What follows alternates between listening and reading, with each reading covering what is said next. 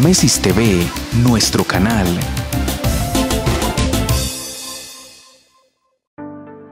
El siguiente programa es familiar. Puede contener escena de sexo o violencia. Se recomienda a los padres de familia acompañar a los menores de 12 años.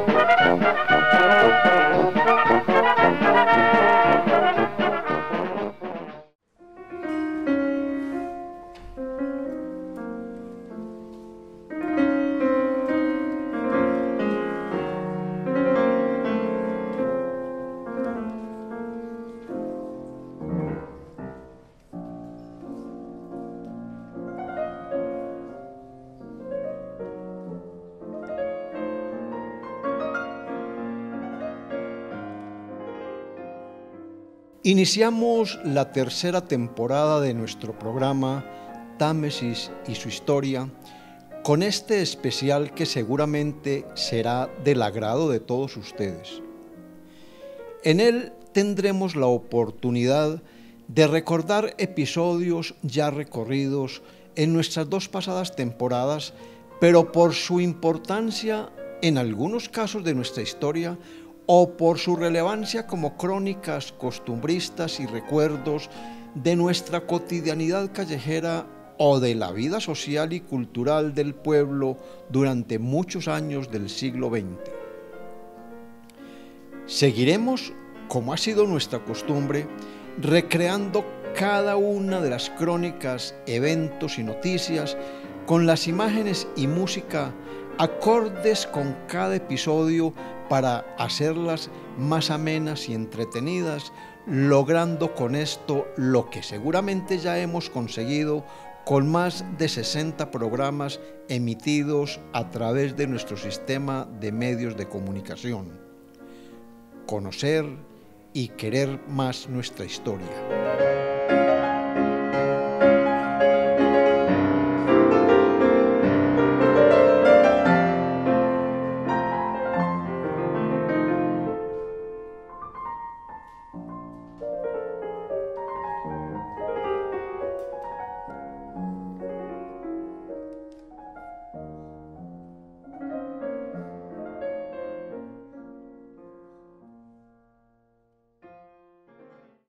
Abriremos el programa con esta hermosa pieza musical, la marcha Bajo el cielo de Támesis, dedicada a nuestro pueblo por el gran músico y compositor colombiano Luis Antonio Calvo, nacido en Gambita, Santander, que en una de sus visitas a Támesis el domingo 31 de agosto de 1941 fue ejecutada por la Banda Santa Cecilia en el acto que en su honor fue organizado por la sociedad tamesina y que revistió caracteres de verdadera apoteosis. La marcha es interpretada en esta ocasión por la Estudiantina Colombia bajo la dirección de Samuel Fierro Franco.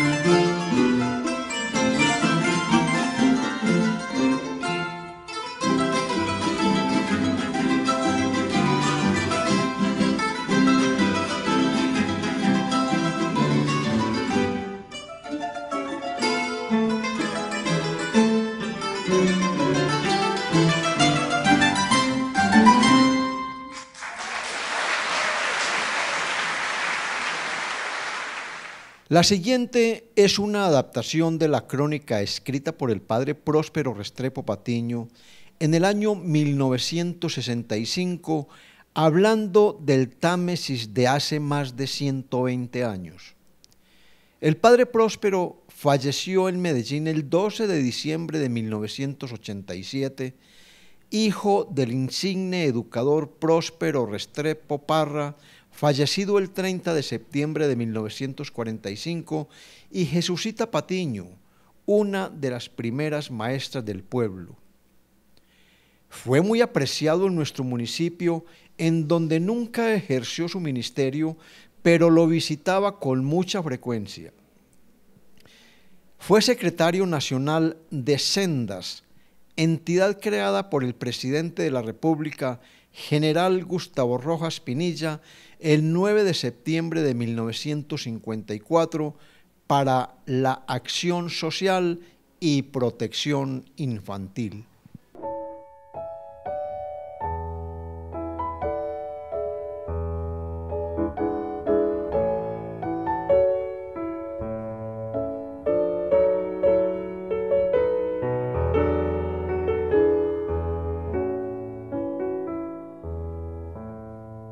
Eran sencillas las costumbres, familiar y cortés el trato, suave y abundante el pan y grata la vida en este paraíso tamesino. Con gusto acudo ahora al recuerdo que tiene la virtud, en casos como este, de iluminar el pasado y de reconstruir imágenes que jamás deberían borrarse. Pues bien, por este tiempo, año de 1912, gracias al empuje progresista de don Eugenio Incapié, se montó la primera planta eléctrica. En 5 meses, el maestro Villita, sabio, empírico, sin grados, ejecutó todo el trabajo: trazados, planos, tanques, caídas de agua y anclaje de máquinas. Se ganaba 2 pesos diarios, lo que parecía excesivo en aquel entonces. Por su sencillez y espíritu religioso se ganó el aprecio popular. El día en que debía iniciarse el servicio público, ante la expectativa y curiosidad de todos, pareció fracasar en su empeño. 6, 6:30, 7 de la noche, y por más que movía switches y palancas y conectaba cables y apretaba tuercas y ponía todo el agua a la Pelton, aquello no funcionaba. La luz no encendía. Pobre Villita, decíamos todos, pero él, tranquilo, cambió la ropa de trabajo, subió al pueblo, entró a la iglesia e hizo la visita habitual al Santísimo. De regreso a la planta de 65 kilovatios que quedaba a unas 5 cuadras de la plaza, a su primer intento brilló el milagro esperado de la luz, efecto de su confianza en Dios. Y ahí sí, como dijo el popular Marañas el día de la inauguración del alumbrado público en Medellín, el 7 de julio de 1898, ahora sí, luna, te jodites, alumbrar a otros pueblos.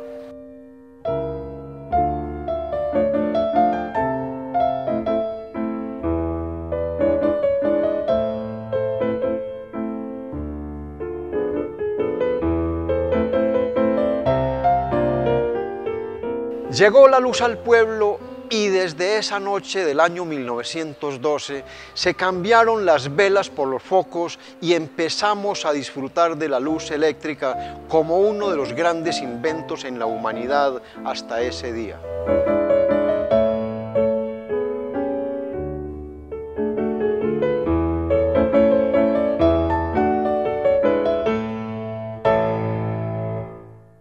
De esa época hablamos asimismo el de pasar por el puente Boyacá en la vía que conduce al cementerio.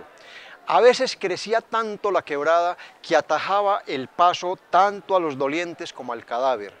El señor cura habló de eso en el púlpito e invitó a sus feligreses para que entre todos construyeran tan necesitado puente.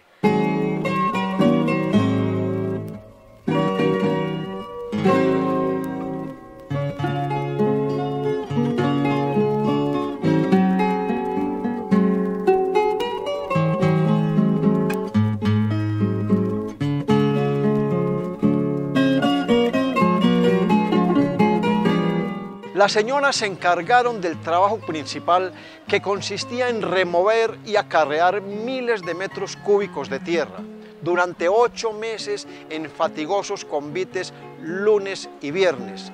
Centenares de señoras, señoritas y niñas, organizadas en largas filas con canastos, poncheras, cestas y baldes, como abejitas diligentes y susurrantes, iban y venían sin descanso, llevando y trayendo los pesados materiales para terraplenar lo que antes fuera un ancho y profundo zanjón. Y ahí queda para memoria de generaciones este puente.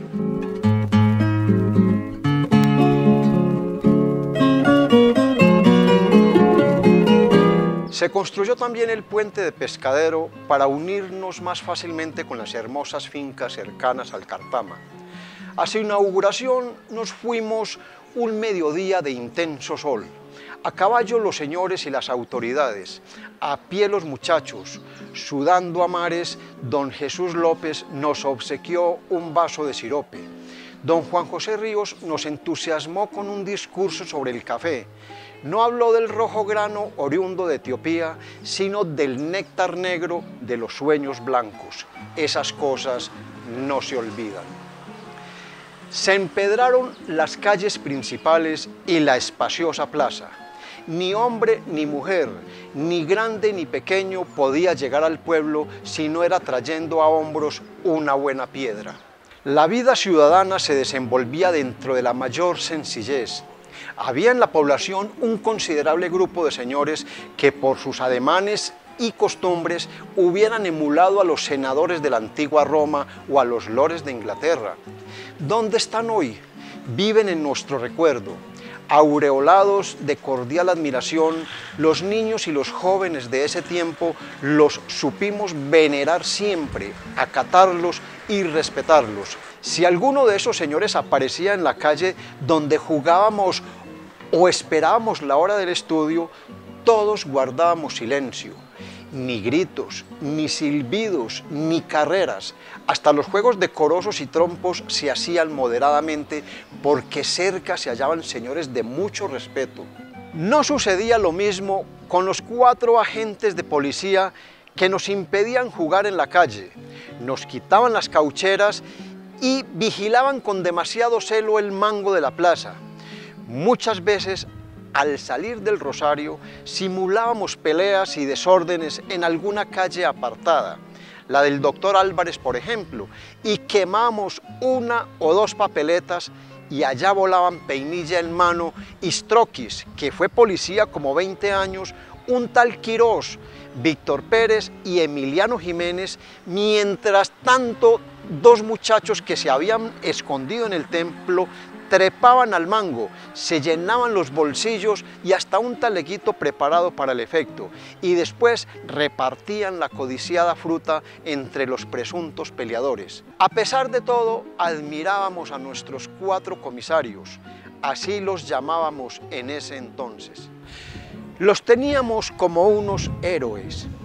Cuando en ciertos zafarranchos que se armaban los días de mercado, acudían a separar a los enfurecidos contrincantes, en un santiamén desbarataban los tumultos y a las buenas, si ello era posible, o a planazos con sus peinillas de 22 pulgadas, impedían a los enemigos hacerse mal y acababan por ponerlos en manos del alcalde. ¿Y quiénes fueron por ese tiempo los alcaldes? No fue necesario traerlos de afuera. Don Rafaelito Mejía en varios periodos, don Emilio Franco, don Marcos y don Heraclio Patiño, don Aristides y don Antonio Aristizábal y don Julio Orozco.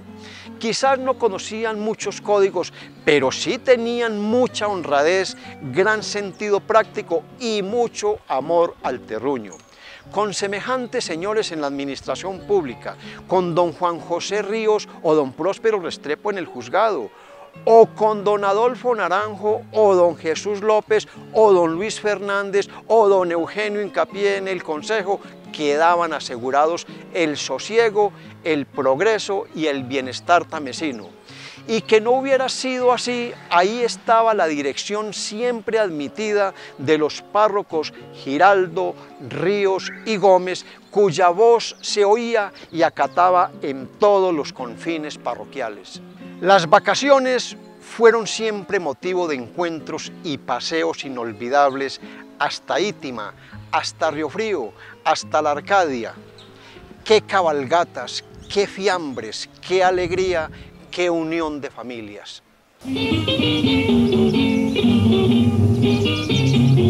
Por el inmenso llano lentamente arrastra el río su raudal de plata, cuya linfa purísima retrata el azul de los cielos esplendente. En la apacible margen las vacadas meditan silenciosas, y del río en las ondas luminosas quiebra el sol sus ardientes llamaradas. Mediodía, el calor crece y más crece, la atmósfera de horno está tranquila. Allá una palma su penacho mece, y lejos una garza desaparece, cual pañuelo blanquísimo que oscila. Y en tanto, en la enramada silenciosa, un destemplado acorde de guitarra semeja con su nota perezosa el lírico cantar de la chicharra.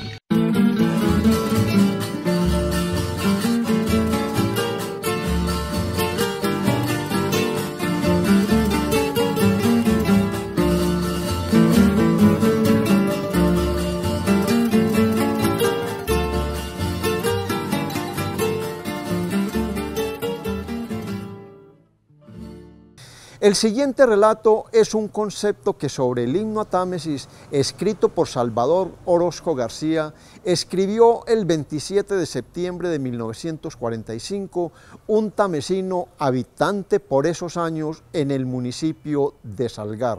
Verdaderamente el himno es una gran pieza y una gran síntesis de ese nuestro caro pueblo que tantas bellezas encierra, porque hay que decirlo con todo orgullo que Támesis es un bello trozo del mundo, ilustre por su historia y por la hermosura de su cielo. Támesis en efecto parece una síntesis del mundo. Todas las cosas buenas y deseables están contenidas en nuestra patria chica. Esos dos ríos que la rodean en la mayor parte de su extensión y las altivas y hermosas cordilleras que forman como una frontera natural e inexpugnable. El río San Antonio, célebre por sus hermosas cataratas y por la poesía de horizontes, baña suavemente las fecundas y graciosas tierras cercanas a la población. El sublime Río Frío bordea la población como si quisiera señalar constantemente a Támesis la ruta de la capital del departamento, eje de nuestro comercio e industria. Bien dice el poeta que desea morir bajo ese cielo tan hermoso en las mañanas de verano, porque la naturaleza ha puesto allí el sol más claro y brillante y que los poetas y artistas como el maestro Calvo han cantado con entusiasmo y envidia. Es un himno que habla muy alto de nuestro amado pueblo, que habla de la fecundidad de sus tierras de labranzas, de la miel dorada de los viejos colmenares, de las amapolas de púrpura de sus valles, de esa cumbre airosa donde se levanta soberbia la imagen de Cristo Rey como amparando la ciudad. Hace bien el poeta en ensalzar el cielo de Támesis porque es azul, azul y blanco como el manto de sus vírgenes que guardan las entradas de la población como faros de luz que alumbran los senderos. Y todo ese fondo hermoso adornado con los cristales del río Cartama que bulliciosos van cantando sus endechas a la magnífica población, a la más soberbia de las reinas del suroeste antioqueño. Lampo del cielo, que alegraste mi vivir, bajo tu lumbre yo anhelo, hijos del sueño dormir. La siguiente crónica es el relato de un hecho abominable ocurrido en Támesis en el año 1927.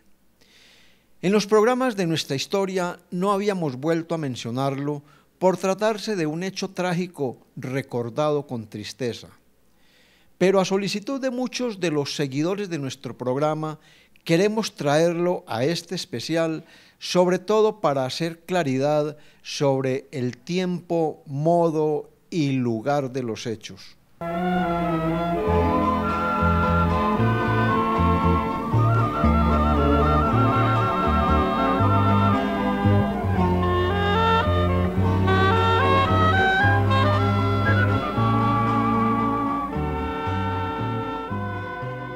Estaba en Támesis el 11 de junio de 1927 el obispo de la diócesis de Antioquia y Jericó, Monseñor Francisco Cristóbal Toro.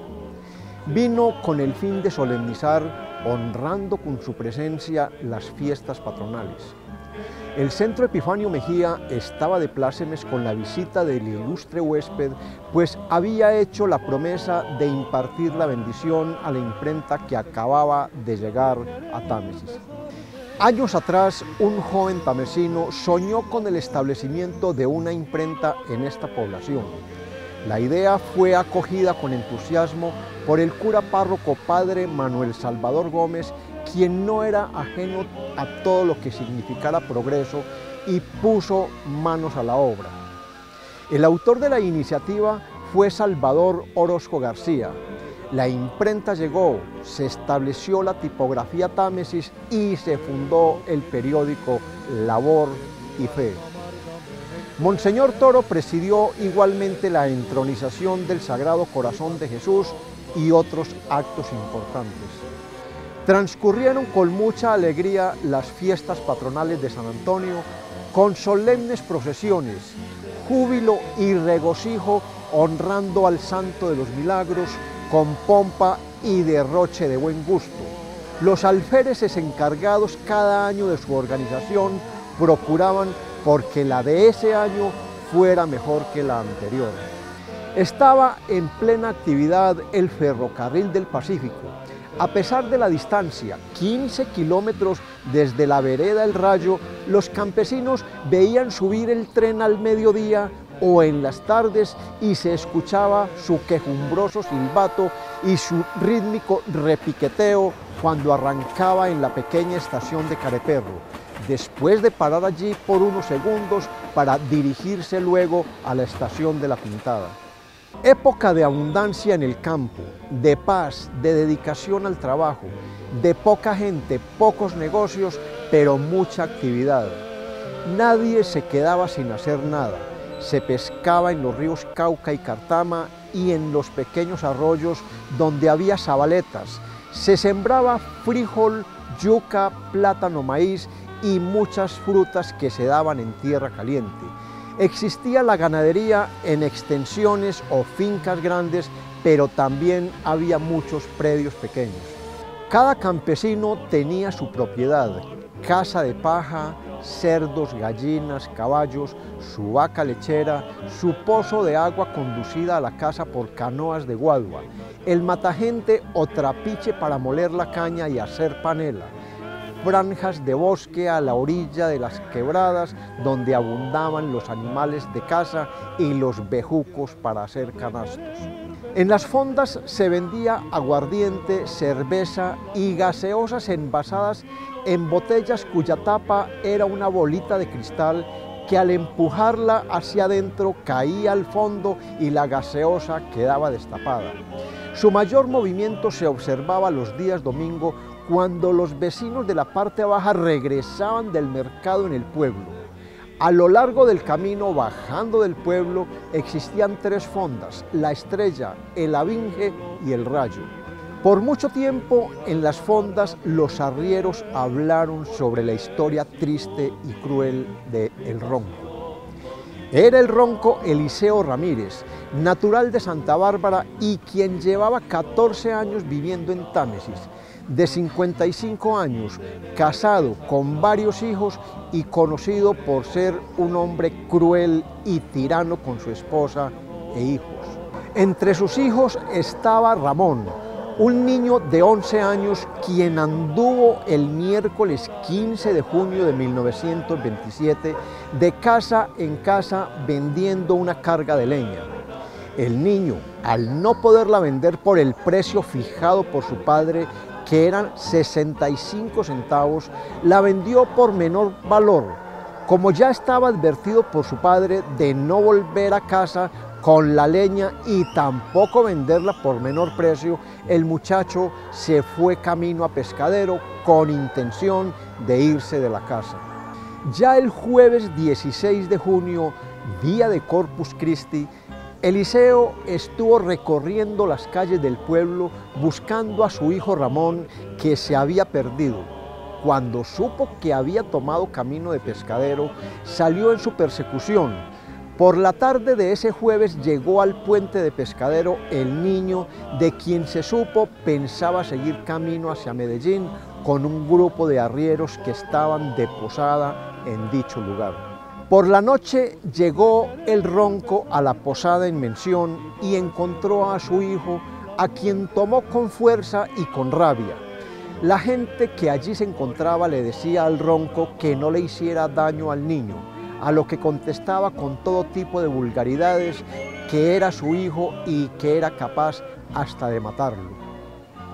Omitimos narrar lo que pasó a partir de ese momento hasta cuando fue encontrado el niño muerto en el sector de Mediacuesta, arriba de Pescadero. Toda la gente se sintió horrorizada largo tiempo hasta que le llegó el día a El Ronco de presentarse a pagar su condena. Como no se presentara, la autoridad fue hasta su casa a capturarlo, pero lo encontraron muerto. Existen al respecto unos versos anónimos escritos por esos días que dicen así: escribí con gran tristeza y en situación turbulenta, pintando el caso más fiero que servirá de escarmienta. Delito atroz nunca visto que agite nuestro pensar, la prensa es fiscal severa que nunca puede callar. Es conveniente, muy útil, darle a saber a la gente lo de la triste protesta de un pueblo fiel y creyente. Por eso, con gran tristeza y en aras del infortunio, les digo lo que ocurrió un jueves 16 de junio. De Corpus Christi ese día, después del festejo a Cristo, en Támesis sucedió lo que jamás se había visto. Un padre tirano y cruel, no de facción halagüeña, mandó un hijo para el pueblo con una carga de leña. Y siendo de aquellos seres que son del metal esclavo, le marcó por precio fijo 65 centavos. El muchachito obediente marchóle sin dirección y obligóle a rebajar del precio la situación. Al recorrer la ciudad y tan escasa la venta, sin encontrar el remedio, al fin la dio por 60. Aquella pobre criatura, después de largo pensar, le pareció conveniente abandonar el hogar. Pero el bandido inquinoso, astuto en persecución, siguió por la misma pista al darle la información. Cuando con furia en sus garras la víctima ver logró, colérico de la mula, se dice que lo amarró. Por tanto que tal criatura, postrado aquí se le humilla, hizo maniobrar el macho para accionar de la silla.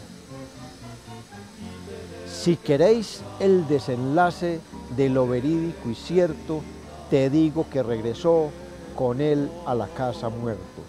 Inerte, sin movimiento, sin hálito y sin resuello, porque quizá en el camino le puso la soga al cuello. A raíz de este hecho abominable, queremos compartirles apartes de una carta enviada en julio de 1927 por don Víctor Manuel Orozco Gómez al director del periódico Sangre Joven. Abro comillas. No trato de hacer inculpaciones ni disculpar a los personajes del horroroso crimen. Tampoco quiero rectificar alguno de los conceptos y noticias contenidas con relación al caso, pues sé que es la narración exacta de los hechos allí ocurridos. No, solo quiero hacer una aclaración para honra del pueblo de mis simpatías. Sin duda vuestro quincenario será leído en poblaciones distintas a la nuestra, donde no conocen la idiosincrasia de nuestra sociedad y donde, sin duda, irán a decir qué bárbaros son en ese distrito donde se cometen tan espeluznantes crímenes. No, lector benévolo y suspicaz, en nuestra joven y religiosa sociedad no hay degenerados de esa clase. En 69 años que de existencia tiene nuestro pueblo, no se han conocido o cometido crímenes de la clase del de Mediacuesta ejecutados por miembros de nuestra sociedad. Crímenes pasionales y políticos de sangre causados por una ofuscación del momento, robos y hurtos sin caracteres de atrocidad son los delitos que hemos conocido de los habitantes de este distrito. Y dice más adelante don Víctor, el señor Eliseo Ramírez, principal personaje en el crimen aludido, no es tamesino por nacimiento. Él vino a este distrito hace bastantes años y se estableció en un campo cercano como a una legua de esta ciudad y allí se dedicó a trabajos agrícolas, especialmente a cuidar sus bestias, en cuya profesión adquirió alguna fortuna. Resultará que al dar la noticia del inhumano delito, quien lea el anuncio dirá que un tamesino lo cometió, lo cual no es exacto como ya lo dijimos. Y termina don Víctor diciendo, después de hacer una relación de delitos cometidos en Támesis por algunos forasteros que, abro comillas, personajes de otras poblaciones han escogido nuestra patria chica para cometer tan abominables y horrorosos crímenes. Cierro comillas. Por no poder amarte y amar tanto, sin poder tenerme que callar, queriendo hablarte, tenerte que olvidar, por no venderte. Los invitamos a ver un paseo al Cerro de la Torre cuando aún no estaba el monumento a Cristo Rey hace más de 80 años.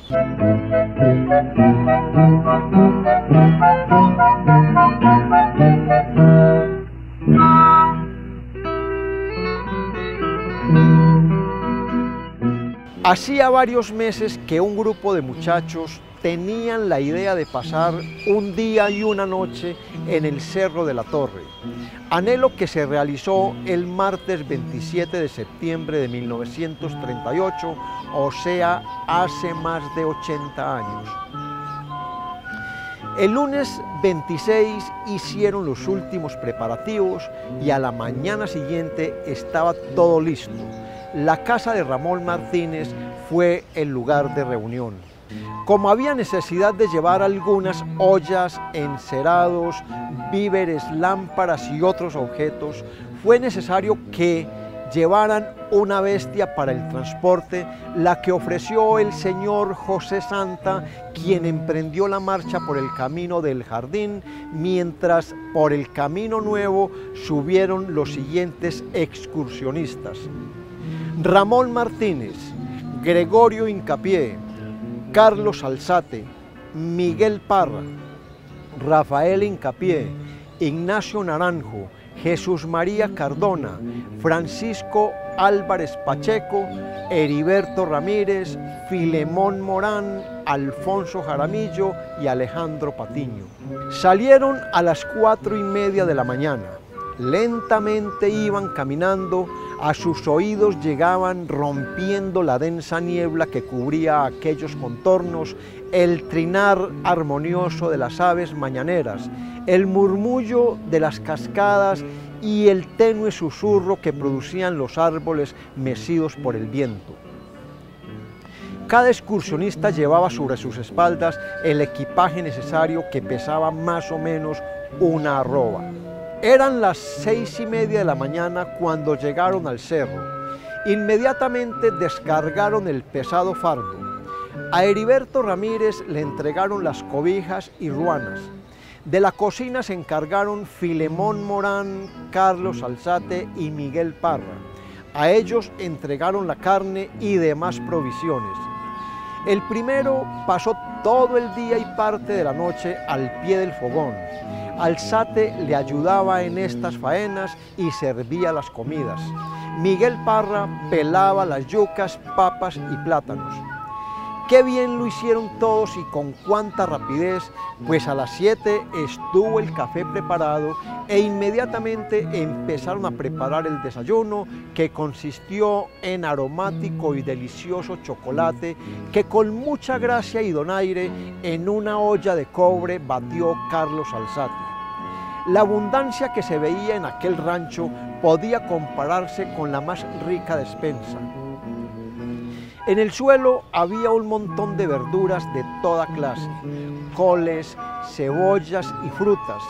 En unas varas se puso la carne y el tocino. En un banco de madera se veía un montón de panela y a los lados de esta 2 talegos repletos de arepas, parva, queso y mantequilla. Terminado el desayuno, siguieron trabajando. Unos traían la madera para fabricar el modelo de estatua que allí se colocaría. Otros buscaban la leña. Aquellos traían agua, estos aplanaban la pieza para la dormida y la llenaban de helecho. Ramón Martínez, Gregorio Hincapié, Ignacio Naranjo y otros trabajaban la carpintería, mientras Jesús María Cardona se entretenía cocinando una gallina que llevó de su casa aliñada, pero cruda. Un ambiente de compañerismo y un deseo de trabajar reinaban allí. La alegría se reflejó en todos los semblantes como brote espontáneo de la satisfacción que abrigaron sus corazones. A las 11 llegó el maestro Hipólito Cárdenas, quien tuvo la calma y paciencia de emprender la marcha solo, con el morral a la espalda, el machete al cinto y la trompeta en la mano, y en su mente llevaría tal vez las notas de una melodía que interpretaría más tarde con sus compañeros de la banda que ya se encontraban en el cerro. La alegría que les causó la llegada de Polito se aumentó aún más cuando al poco rato llegaron cabalgando briosos caballos don Carlos Zavala, Joaquín Gómez y Francisco Serna. A la 1 de la tarde se dio la orden de almorzar. Cada uno buscó su plato y se acercó a la olla que exhalaba olor a cominos y pimienta para que Carlos Alzate lo llenara del bien condimentado sancocho. Semejante era aquel lugar a un campamento de gitanos. Termina el almuerzo y continuó el trabajo. Llega la hora de colocar el modelo de estatua de 6 metros sobre el zarzo que fabricaron como pedestal y que midió 4 metros. Hecha la imagen con ramas y palos y después de un trabajo de toda la tarde lograron colocarla en el pedestal y con gritos celebraron la hazaña cuando eran ya las 5:30 de la tarde. El firmamento comenzó a despejarse y pudieron contemplar el hermoso espectáculo que se divisaba a aquella altura y el suave viento de la tarde refrescaba sus rostros sudorosos. Llegó la hora de la comida, que consistió en un plato de frisoles con tocino y carne frita, rebanadas de plátano, arepas y una taza de café. Muchos se comieron 2 y 3 platos. El Rengo Murillo se comió 4 platos y quedó muy campante. Ignacio Naranjo una bandejada y Francisco Serna recibió un plato de esos que llaman montañeros, repleto hasta los bordes. Todos pregonaban la delicia de esos frisoles y comieron hasta que se les perdió el ombligo. A las 7:30 de la noche se dirigieron a prender las antorchas. Los músicos prepararon sus instrumentos para la retreta que les tenían preparada para las 8 de la noche, cuando empezaron también los juegos pirotécnicos con chorrillos y voladores. Qué hermoso espectáculo pudieron observar a esa altura.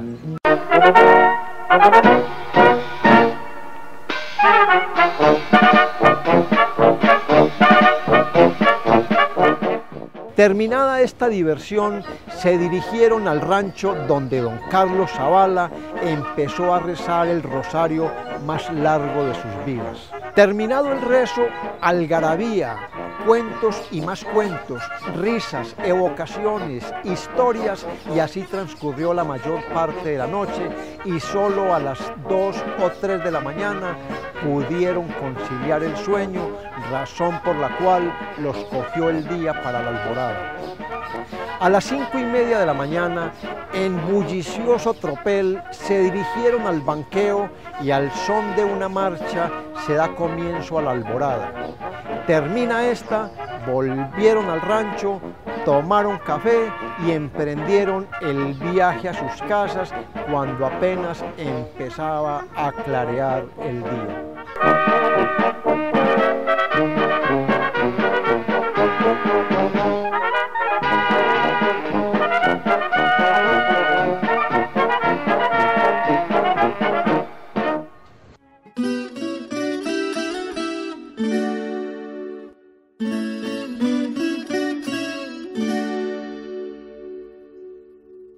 Asoman por el oriente arreboles mañaneros, tiñendo así de colores las nubes del firmamento. De mi Támesis querido, pedacito de mi alma, en tus lares yo he nacido como el agua del Cardama. Todos contemplamos orgullosos desde cualquier rincón del pueblo la majestuosa imagen de Cristo Rey que por muchos años ha custodiado vigilante el pueblo, protegiendo con sus brazos de Padre Celestial a todos los habitantes. Todos le hemos tomado cualquier cantidad de fotografías, de cerca, de lejos, desde cualquier ángulo ha sido enfocado este hermoso y particular sitio de nuestra geografía que nos ha identificado por tantos años, y también desde el aire, como lo apreciamos en esta bellísima fotografía, y que Dios nos guarde por muchos años más para seguirlo viendo y abrazando desde aquí como Él lo hace desde allá, y que siga siendo el protector de Támesis para siempre. El Cristo Rey del cerro que protege la montaña, esperando está la bruma. Pero pocos saben de los trabajos y angustias que vivieron nuestros antepasados, que desde el año 1937 iniciaron la apertura del camino para llevar materiales al cerro, que hicieron por medio de convites semanales compuestos por cuadrillas de 40, 50 y hasta 80 hombres, quienes partían desde la casa de don Ramón Martínez, hombre cívico y con un entrañable amor por su patria chica, provistos de barras, hachas, palas, machetes, pólvora y dinamita, dispuestos a derribar la selva y remover las rocas para abrirse paso y construir lo que en un tiempo fue un buen camino de herradura hasta la cima, y quienes por allá en el año 1940 terminaron de abrir el ansiado sendero hasta el morro. Y fue ese el momento que pensaron en la construcción del pedestal para colocar la imagen, y el mismo señor Martínez, por medio de convites y limosnas, se encargó de construirlo, a la vez que construía también una pequeña choza con teja de roble, la que más tarde se habilitó como capilla. Construidos el camino y el pedestal, se necesitó la imagen, y la misma junta que se había constituido para el efecto autorizó a don Ramón para contratarla con el maestro Jesús María Agudelo, dando como abono a su valor los dineros hasta entonces recolectados. El costo final de la imagen fue de 1.200 pesos. En grandes bloques de cemento que pesaban 188 arrobas y 20 libras, llegó la imagen a la plaza y fueron puestos en el atrio de la iglesia, permaneciendo allí por espacio de un año mientras continuaban las colectas para los gastos de llevarla hasta el cerro. Y fue a finales del año 1944 cuando, por medio de un convite extraordinario amenizado por la banda Santa Cecilia dirigida por don Hipólito J. Cárdenas, fueron llevadas las piezas al cerro, y el 18 de abril de 1945 se inauguró solemnemente la imagen de Cristo Rey en ceremonia presidida por el padre Rafael Fernández, y en donde estuvo como invitado de honor don Ramón Martínez Mejía, quien por espacio de 9 años consecutivos se entregó a la construcción de este hermoso monumento a Cristo Rey.